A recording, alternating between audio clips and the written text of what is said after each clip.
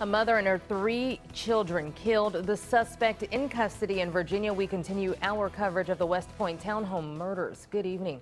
I'm Angela Greenkin. Watling has the evening off. Thanks so much for joining us.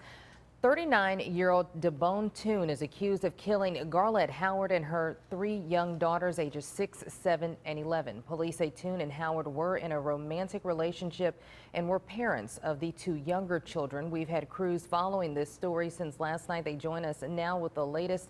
WNCT's Josh Birch is live outside the Greenville Police Department, and our Zora Stevenson is at the victim's home in West Greenville. Let's begin with Josh. Walk us through the last 24 hours.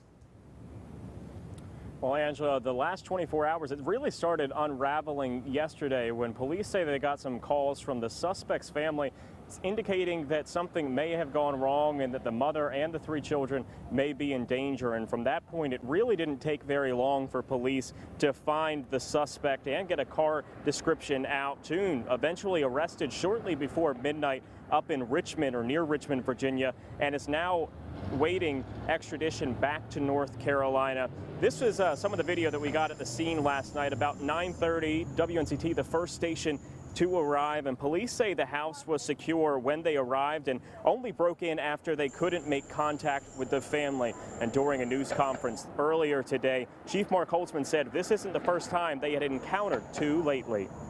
On July 22nd, officers were called to 1101 Grovemont Drive, apartment A2, the same house where Toon had attempted to commit suicide. And at that time, Holtzman says they didn't have any reason to believe the children or their mother were in danger. Now, Toon, as we mentioned, is still in Virginia waiting extradition, which is expected to happen on Friday. He's now currently facing 1 count of murder with an additional 3 counts for the children expected to be charged for him. And now WNCT's Zora Stevenson joining us live from the scene of the actual crime. And Zora, you spoke with family earlier today. What did they have to say? Family members are devastated. They're still in a state of shock, but they want you to remember who their loved ones were, not how they were taken away. Garlette, Brianna, Ayana, and Mayana. Looking down, smiling now. 4 lives. She always had a smile on her face. She always would laugh. A laugh that's now silenced. A daughter, mother, and veteran gone way too soon. Loved the family, loved her job, and she had great potentials in life, and she was looking for great things in life. She loved work. She was a hard worker. 3 daughters who had their whole lives ahead of them. She loved them children. She loved her kids. Now their family is left to pick up the pieces. I never thought I would ever experience this. A mother's worst nightmare becomes reality. I wouldn't want another mother had to go through what I'm going through now. Because having the police knock on your door and tell you to sit down is nothing anyone wants to hear. I just lost my breath when he told me.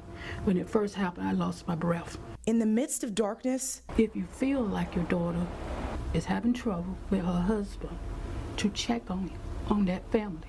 The family doesn't want these lights, this tape, and those detectives around your loved one's house. See, I didn't know that all that was going on. But I would hate, honest, truly, to see another family, what happened to mine. I wouldn't want that to happen to nobody else. Family members did mention the suspect. Some of them say there were no signs that anything was wrong with the couple. Others say they knew they had some issues. But all family members say they didn't know that would ever get to this. Angela? All right, Zora, obviously many people are reaching out asking how they can help this family out during this difficult time. Any word on any... Well, the family is going to set up a GoFundMe account. In the meantime, I don't know if you can see behind me, but a memorial keeps growing and growing. I've shown the family pictures of this memorial, and they say they thank everybody for their condolences and kind words. And of course, we'll put that GoFundMe account information on our website when we have it. Live in Greenville, Zora Stevenson, 9 on your side. All right, thank you, Zora. Greenville police call this a case of domestic violence. Mayor Alan Thomas joined in, saying it is vital to follow the rules. See something, say something. These young children could be here today if someone had stepped up and made a difference. However, community members say they never saw any signs of violence involving the victims. Many told WNCT's Jessica Jewell they can't believe something of this nature would happen in their quiet neighborhood. There's a growing memorial here at West Point Townhomes. One man stopped by this morning and dropped off some flowers, said he didn't even know the family, but he just wanted to offer his support. Neighbors I spoke with say their community is reeling. A mother with children is just terrible, just awful.